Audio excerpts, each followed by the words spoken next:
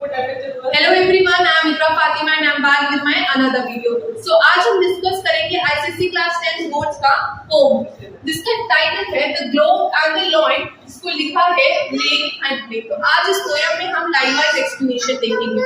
So let's start. Fine. King Francis was a hearty king and loved a royal sport. And one day, as his lion's pouch sat looking on the road. तो king Francis कौन है? वो France का राजा है और एक वो बहुत ही अच्छा गुड हार्टेड किंग है। उसे पसंद होता है रॉयल स्पोर्ट्स देखना। रॉयल स्पोर्ट्स मींस जिससे लायंस की लड़ाई होती है, जो बहुत ही रॉयल होता है, जो बहुत ही बहादुरी का काम होता है। अब पहले के टाइम में, अभी के टाइम में हर जगह जो वहाँ के किंग्स होते थे उन्हें कुछ ना कुछ शौक होता था। तो जो किंग फ्रांसिस है उसे ये शौक है रॉयल स्पोर्ट्स देखने का। ठीक है। एक दिन वो अपने दरबार में बैठ के, अपने कोर्ट में बैठ के लायंस की लड़ाई देख रहा था। आगे हम देखते हैं। The nobles filled the benches and the ladies in their pride, and amongst them sat the county lords with one for whom he sighed. तो जिस दिन हमारा जो किंग था, किंग फ्रांसिस, वो जब लड़ाई देख रहा था लायंस की, तो उसके साथ जो है उसके दरबार में बहुत सारे नोबल्स भी बैठे हुए थे और बहुत सारी लेडीज भी बैठी थी, जिससे पूरी बेंचेस भरी थी। और उन्हीं नोबल्स में से एक था काउंट दी लॉन्च। ठीक है। दी लॉन्च उस नोबल का नाम है और काउंट जो है एक टाइटल है। जैसे टाइटल नहीं होता inspector, sub inspector, just like that ये जो काउंट है वो एक टाइटल है। ठीक है। उसके आगे देखते हैं। And truly it was a grand thing to see that crawling show, valor and love, and the king above and the royal beast below. तो ये जो लायंस की लड़ाई थी उसको देखना एक बहुत ही बहादुरी का काम था। यहाँ पे जो वैलर की मीनिंग है उसका मतलब होता है ब्रेवरी। ठीक है। तो किंग बैठ के देख रहा था और उसके साथ जितने लोग भी बैठ के देख रहे थे वो बहुत ही बहादुरी का काम कर रहे थे। Then ran and roared the lions with horrid laughing jaws. They bit, they glared, gave blows like beans a wind with their paws. ठीक है। तो वो जब एंटर करते हैं, वॉक करके आते हैं, वो बहुत ही खतरनाक तरीके से रोर करते हैं। जैसे लायंस होते नहीं चिल्लाते हैं करके, वो वैसे चिल्ला रहे थे। और वो जब लड़ रहे थे तो उनका मुंह खुला हुआ था। ऐसा लग रहा था कि बहुत भयानक तरीके से वो हंस रही है। ठीक है। वो एक दूसरे को देख रहे थे और इस तरीके से लड़ रहे थे जैसे बहुत खतरनाक हो।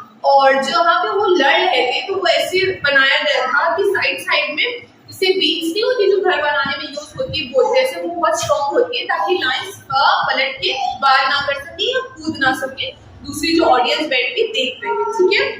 फिर उसके आगे आते हैं which following might and stiff roared, they roared on one another. वो एक दूसरे पे लड़ रहे थे, कूद रहे थे, झगड़ रहे थे। ठीक। फिर है till all the pit withstand and made was in a thunderous murder. The bloody foam above the bars came whistling through the air. वो जो जगह थी वो पूरी धूल से भर गई थी। जैसे नहीं हम लोग वहाँ पे पैर मारते हैं तो वो हमसे ज्यादा ताकतवर है लॉयन, तो वहाँ पे पूरा जैसे धूल धूल उड़ चुका था। और जो उन लोग की रोर की आवाज थी वो इतनी ज्यादा भयानक थी, ऐसा लग रहा था बिजली चमक रही थी, उस तरीके की आवाज थी। और उन लोग लड़ते झगड़ते उनके खून भी निकल आ रहा था। तो वही है द ब्लडी फोम, वो जो फोम बन गया ब्लड का और वो ऐसे हवा में उड़ रहा था। Said Francis, then fate gentlemen, we are better here than there. फिर जो किंग फ्रांसिस है वो कहता है कि अच्छी बात है कि हम यहाँ बैठ के सिर्फ लड़ाई देख रहे हैं, ये नहीं कि लड़ रहे हैं। जैसे होता नहीं कि इंसान के आजकल किसी तरीके से लड़ते रहते हैं, एक दूसरे को खून खराबा करते हैं, तो उसका ये मतलब है। फिर the Lord loves, oh had the king, a beauteous like the day, and sharp bright eyes which always seem the same. तो दी लॉर्ड जहाँ बैठा था उसके साथ उसकी बेलव्ड बैठी थी, एक जो लेडी थी उसकी बेलव्ड थी। ठीक है। जो कि बहुत ही ज्यादा ब्यूटीफुल थी और उसकी लिप्स में हमेशा स्माइल रहती थी, शार्प ब्राइट आईज रहती थी, तो जो कि हमेशा हमेशा सेम रहती है। तो यहाँ पे एक राइटर हिंट देना चाहते हैं, हमारे जो पोएट है वो ये दिखाना चाहते हैं कि जो इसकी बेलव्ड है उसकी आँख में हमेशा सेम चमक रहती है और हमेशा उसकी आवाज जबान पे अच्छी बात रहती है, हमेशा उसकी लिप्स पे स्माइल रहती है। इट मीन्स कि वो एक अच्छी इंसान नहीं है। वाई? क्योंकि अगर कोई बहुत अच्छा होगा भी तो उसको कभी ना कभी तो मूड खराब होगा, कभी ना कभी कोई बात ऐसी होगी जो उसे हर्ट करे, उसकी वजह से उसे गुस्सा आए या कुछ भी हो। बट ये जो लेडी है वो हमेशा मुस्कुराती रहती है। इट मीन्स ये प्रॉब्लम है। ठीक है। She thought the Count, my lover, is brave as brave can be. He surely could do wondrous things to show his love of me. King really covered all on the region is divine. तो उसकी जो beloved है वो सोचती है कि जो उसका lover है डी लॉर्ड वो बहुत ज्यादा ब्रेव है और वो उससे प्यार करता है तो वो उसे प्रूव करने के लिए कुछ ना कुछ तो करेगा ही। तो उसके दिमाग में एक आइडिया आती है, ठीक है। वो कहती है कि उसको अपनी ब्रेवरी शो करनी पड़ेगी और ये बहुत अच्छा ओकेजन है उसको अपनी ब्रेवरी शो करने का। जितने भी किंग्स हैं, लेडीज हैं, सब मेरा प्रेज करेंगे, मेरी तारीफ करेंगे। Wow, she is so lucky, इसका लवर कितना इसका ख्याल रखता है। She is so much lucky, ठीक है, she is too much lucky.